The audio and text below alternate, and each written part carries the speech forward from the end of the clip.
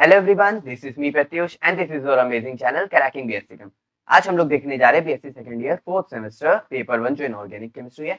अच्छा, उसकी यूनिट अब हम लोग 4 पे आ गए हैं। तो हम लोग ने यूनिट 1, यूनिट 2, यूनिट 3 और इन सब में भी क्या कहते हैं, दो दो और एक एक चैप्टर्स हैं। अगर आप लोग ने उनके एमसीक्यूज को नहीं देखा है तो अभी जाइए और फटाक से जल्दी से देख के आए। बात करते हैं पार्ट 4, मतलब सॉरी यूनिट 4 पार्ट 1 की बात करते हैं। अच्छा, यूनिट 4 में हमारे पास बच्चों 3 चैप्टर्स है, 1 2 3। पहला चैप्टर हमारा क्या है, ऑक्सीडेशन एंड रिडक्शन। चलो जल्दी से स्टार्ट करते हैं।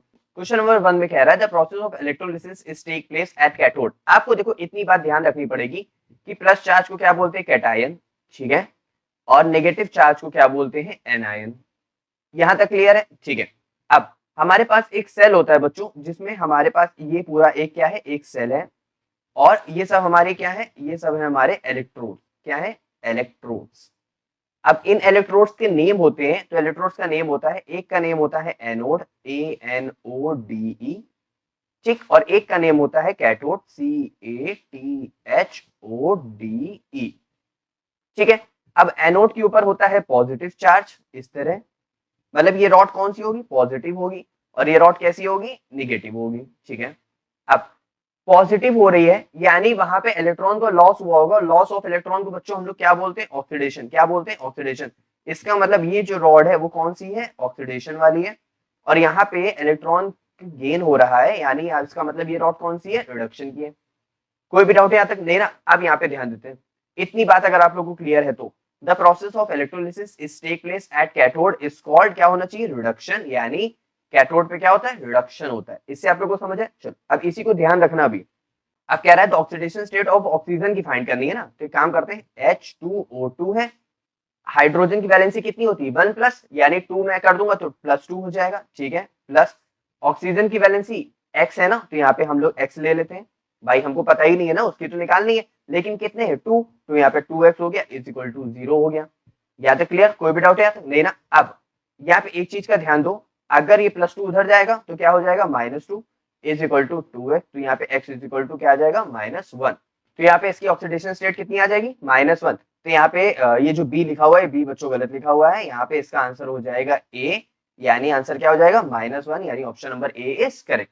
चलो क्वेश्चन नंबर 3 की बात करते हैं। इन अ गैल्वेनिक सेल कौन सी एनर्जी कन्वर्ट होती है केमिकल एनर्जी में? हम आंसर क्या है, इलेक्ट्रिकल एनर्जी। देखो हमारे पास एक गैल्वेनिक सेल है, एक इलेक्ट्रोलाइटिक सेल है। गैल्वेनिक सेल में केमिकल एनर्जी कन्वर्ट होती, वो सॉरी इलेक्ट्रिकल एनर्जी कन्वर्ट होती है केमिकल एनर्जी में, और इलेक्ट्रोलाइटिक में क्या होता है, केमिकल एनर्जी कन्वर्ट होती है जिससे इलेक्ट्रिसिटी प्रोड्यूस होती है। यहाँ पे बात करते हैं, fourth flotation process is used for the concentration of sulphides. कौन सी ओर, सल्फाइडोज। कौन सी ओर, सल्फाइडोज, तो ध्यान रखना। अच्छा, पायरोलुसाइड और पायरोलुसाइड और बहुत इंपॉर्टेंट ओर है। अगर आप लोगों को थोड़ा सा भी ध्यान हो तो हमारा जो डी और एफ ब्लॉक चैप्टर है उसमें भी बहुत बार आया है, किसकी प्रिपरेशन के लिए, KMnO4 के लिए, यानी ऑप्शन यहाँ पे मैग्नीज Mn आ रहा है ना, तो वही चीज है, ध्यान रखना। अच्छा, नॉर्मलिस्ट इक्वेशन क्या होती है, नॉर्मलिस्ट इक्वेशन तो बहुत सिंपल है, क्या है, E is equal to E not cell minus का 0.0591 अपॉन में n log P upon R। Sir ये क्या है, ये तो इससे तो मैच ही नहीं कर रहा। जो हमारा 0.0591 है यही है हमारा 2.303 into R into T upon में क्या है, NF। इस सब की वैल्यू रख करके इससे मल्टीप्लाई करके ये वैल्यू आई है। तो यहाँ पे इसका आंसर क्या हो जाएगा, यहाँ पे इसका आंसर है A. For a reaction to occur spontaneously, देखो स्पॉन्टेनियस होने के लिए हमेशा डेल्टा जी का हमेशा निगेटिव रहना जरूरी। मतलब अगर डेल्टा जी अगर निगेटिव आ रहा तभी तो डेल्टा जी का एक फॉर्मूला होता है, अगर आप लोग को थोड़ा सा ध्यान, delta G not is equal to minus का NF not E not cell. यहाँ पे देखो निगेटिव है ना, इसका मतलब जो डेल्टा जी की वैल्यू आएगी वो निगेटिव आएगी, तभी तो रिएक्शन स्पॉन्टेनियस होगी। इसीलिए अगर डेल्टा जी वैल्यू अगर निगेटिव है तो ए नॉट सेल शुड भी पॉजिटिव होगा ही होगा। ध्यान रखना हमेशा डेल्टा जी निगेटिव होना चाहिए स्पॉन्टेनियस के लिए। क्वेश्चन नंबर 8 की बात करते हैं, फंक्शन ऑफ सॉल्ट ब्रिज। देखो सॉल्ट ब्रिज हमेशा इसके बहुत सारे फंक्शन रहे हैं, या तो जंक्शन जंक्शन पोटेंशियल करता है, या तो मोबिलिटी को इंक्रीज करता है। यहाँ पे क्या देखते हैं, क्या कह रहा है, mixing of electrolytes to half cell. भाई अगर मिक्सिंग हो रही है तो हमें सॉल्ट ब्रिज के क्या मतलब है, सॉल्ट ब्रिज का तो कोई रोल ही नहीं होगा, तो ये गलत हो गया। टू कंप्लीट द सर्किट, हाँ भाई सर्किट को कंप्लीट करता है।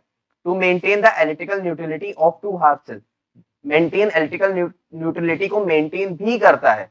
ऑल ऑफ दिस यानी mixing of electrolyte in two half cell. भाई इलेक्ट्रोलाइट्स को मिक्स करने से रोकता है, इसकी वजह से क्या होता है, प्रोडक्शन बहुत कम होता है। तो यहाँ पे ऑप्शन नंबर बी और सी दो होना चाहिए था, ए यहाँ पे नहीं होना चाहिए था।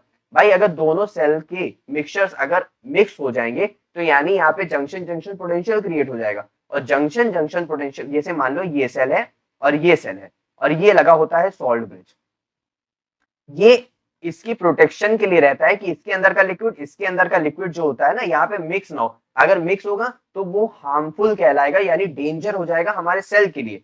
इसीलिए क्या कहते हैं, mixing of two electrolyte in two half cell, ये चीज गलत हो जाएगा। To maintain the electrical neutrality of two half cell, यानी ऑप्शन नंबर बी और सी सही है, यानी यहाँ पे डी गलत हो जाएगा। बात करते हैं क्वेश्चन नंबर 9 में, एन एसेंशियल कॉन्स्टिट्यूएंट ऑफ एमालगम। मुझे बाकी सबसे मतलब ही नहीं है, मुझे एमालगम मिल गया, एमालगम हमारा होता है Hg। Electrode potential does not depends upon, electrode potential सिर्फ एक चीज पे डिपेंड नहीं करता है कि सेल का नेचर क्या है नेचर ऑफ सेल। भाई उसको क्या मतलब है, सेल मोटा है, पतला है, बड़ा है, छोटा है, उसको नेचर से क्या मतलब है, उसको तो सिर्फ ये मतलब है कि सेल है तो उसमें इलेक्ट्रिसिटी उससे प्रोड्यूस करवानी है, तो आयंस की मदद से या तो केमिकल एनर्जी की मदद से, बस। अच्छा, flux is a substance used for, flux हमेशा क्या कहते हैं, अनवांटेड मेटल ऑक्साइड को रिमूवल करने के लिए होता है, ध्यान रखना। क्वेश्चन नंबर 12 में क्या कह रहा है, roasting is a process heating the ore in oxygen at control temperature. ध्यान रखना, कभी भी एब्सेंस ऑफ ऑक्सीजन हो रहा है हमेशा कैल्सिनेशन, हमेशा कैल्सिनेशन, लेकिन अगर प्रेजेंस ऑफ ऑक्सीजन हो रहा है हमेशा रोस्टिंग। तो आपको आंसर यहीं पे मिल गया है, अगर प्रेजेंस ऑफ ऑक्सीजन है तो हमेशा कैल्सिनेशन, और अगर एब्सेंस ऑफ ऑक्सीजन है तो हमेशा कैल्सिनेशन। क्वेश्चन नंबर 13 में क्या कह रहा है, अच्छा कैल्सिनेशन ही की बात कर रहा है, तो यानी एब्सेंस ऑफ ऑक्सीजन, यानी ऑप्शन नंबर बी हमारा करेक्ट हो जाएगा। क्वेश्चन नंबर 14 में क्या कह रहा है, the separation of gangue from ores. Gangue वो होते हैं जो मान लो जो थोड़ी बहुत मिट्टी इट्टी लगी होती है, थोड़ी धूल डकड़ होती है, वो सब हटाने उसको साफ करके ओर से हम उसको गैंग्यू बोलते हैं। अब ये कौन सा प्रोसेस है, इसको बोलते हैं एक्सट्रैक्शन ऑफ मेटल्स, यानी मेटल को साफ करना।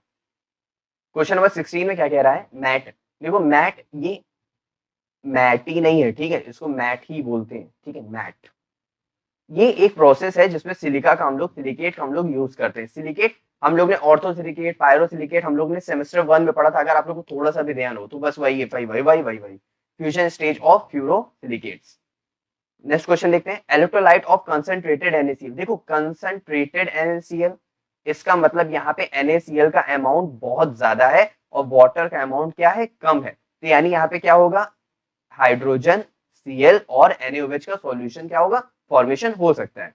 नेक्स्ट क्वेश्चन की बात करते हैं, which of the following is a correct statement. अब यहाँ पे करेक्ट स्टेटमेंट क्या है, देखो कोई भी मिनरल ओर नहीं हो सकता, लेकिन सारे ओर मिनरल हो सकते हैं। तो यहाँ पे a mineral can not be ore, नहीं गलत है। कुछ मिनरल होते हैं, an ore can not be mineral, नहीं तो बिल्कुल ही गलत है। ऑल ओर्स आर मिनरल, ये बात सही है, but all minerals are ore, ये बात गलत है। An electrolytic refining impure metal is use as, an electrolytic refining की बात कर रहा है, इम्प्योर मेटल की बात कर रहा है, और ये चीज इम्प्योर मेटल जब भी हमेशा अटैक करेगा तो हमेशा कहाँ अटैक करेगा, कहाँ पे करेगा, एनोड पे, क्योंकि मेटल है, मेटल के ऊपर होता है क्या, होता है पॉजिटिव चार्ज। अब वो पॉजिटिव चार्ज है Na+, अब वो पॉजिटिव चार्ज अपना दूर करने जाएगा ना, तो कहाँ जाएगा, एनोड के ऊपर, क्योंकि क्या होता है, ऑक्सीडेशन होता है भाई, तभी तो लॉस ऑफ इलेक्ट्रॉन हो रहा है ना, यानी इलेक्ट्रॉन का लॉस हो रहा है, तो वो कहाँ पे हो रहा था, एनोड यानी ऑक्सीडेशन के ऊपर। क्वेश्चन नंबर 20 की बात करते हैं, इसमें कह रहा है Goldschmidt thermite process involve reduction of an ore by aluminium. Goldschmidt ने किसके लिए बताया था, एल्यूमिनियम के लिए बताया था, और जो थर्माइट प्रोसेस है ये हमारा एल्यूमिनियम के लिए ही मेन होता है, जैसे अभी हम लोग ने ऊपर डिस्कवरी फॉर्म में देखा था, और इन्होंने किसके डिस्कवरी फॉर्म में किया था, वो एल्यूमिनियम के फॉर्म में किया था, ठीक है। अब यहाँ तक सभी को अच्छे से एमसीक्यूज याद रहेंगे। अब हम लोग का जो मेन चैप्टर है, अब हम लोग उसकी 2 की बात करेंगे, जो हमारा एसिड और बेस की बात करेगा। तो मिलते हैं नेक्स्ट वीडियो में नेक्स्ट टॉपिक पार्ट 2 के साथ। Bye bye.